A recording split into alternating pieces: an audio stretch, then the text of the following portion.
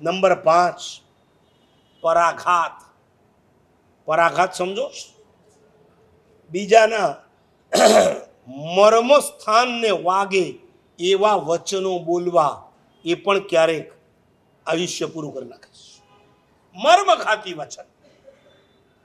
કોઈ સ્ત્રી પોતાના પતિને પૂર્ણ વફાદાર હોય, સુશીલ હોય, અને એના ઉપર કોઈ વ્યક્તિ આળ મૂકી દે, આક્ષેપ મૂકે, બ્લેમ મૂકે ચોથા વ્રત માટે, અને એ બાઈથી જ્યારે સહન ન થાય ત્યારે એને જે ઘા પહોંચે છે એ પરાઘાત, અને પરાઘાતને કારણે એનું આયુષ્ય સમાપ્ત થઈ જાય છે. નંબર 6 સ્પર્શ. સ્પર્શ એવા પ્રકારના સ્પર્શ હોય કે તે તમને સ્પર્શ કરે ને, તમારા શરીરમાં પોઈઝન ચાલ્યું જાય. ભૂતકાળમાં રાજાઓના સમયમાં એક કન્યા આવતી હતી જેનું નામ હતું વિષ. આ વિષ કન્યાના શરીરમાં એટલું બધું રોજ થોડું થોડું થોડું થોડું વિષ પીવડાવી એના શરીરમાં બ્લડની જેમ વિષ વહેતું હોય.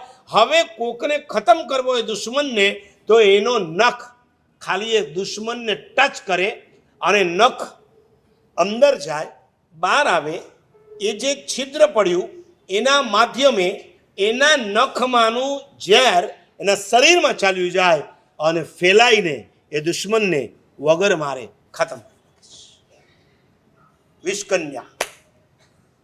અને નંબર 7 સ્પર્શ. સોરી, સ્પર્શ નહીં, શ્વાસ. શ્વાસ એટલે દમ. અસ્થમા. ઘણાને અસ્થમાના પ્રોબ્લેમ હોય છે. અસ્થમા વખતે જો એને નેબુલાઇઝર ના મળે, અસ્થમા વખતે એને એની જો ટેબ્લેટ ના મળે અને ભયંકર દમ ચડે, દમની અંદર શ્વાસ ઘૂંટાઈ જાય, બંધ થઈ જાય અને પરલોકમાં ચાલ્યો છે.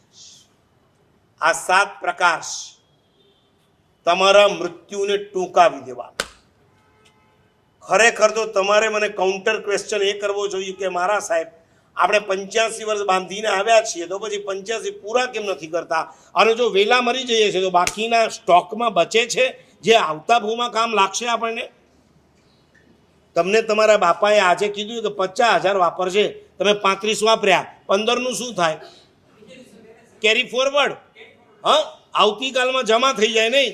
આ 15 વર્ષ પહેલા તમે જો પરલોક ભેગા થઈ જાઓ 70 વર્ષે, તો 15 વર્ષ ક્યાં જાય?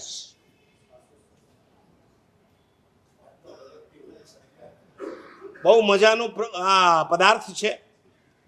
ઘણા લોકો લાઈફમાં પહેલી વાર સાંભળતા હશે, પણ એકવાર સાંભળો, સમજો, પછી તમને મજા આવશે, તમને ખ્યાલ આવશે ભગવાનનું શાસન કેટલું ડીપમાં છે.